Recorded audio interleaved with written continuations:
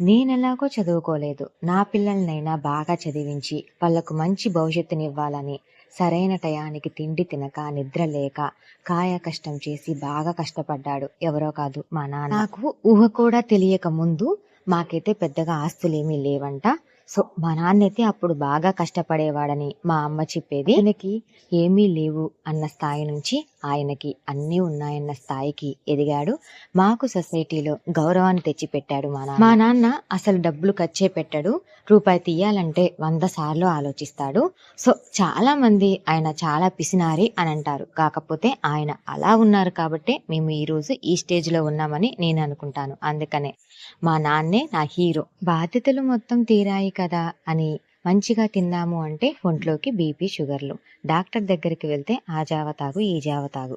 అందుకే మా నాన్నకి ఉలవచారు ఇచ్చాను. తాగడానికి మా నాన్న పడే కష్టాలు దేవుడికే తెలియాలి కానీ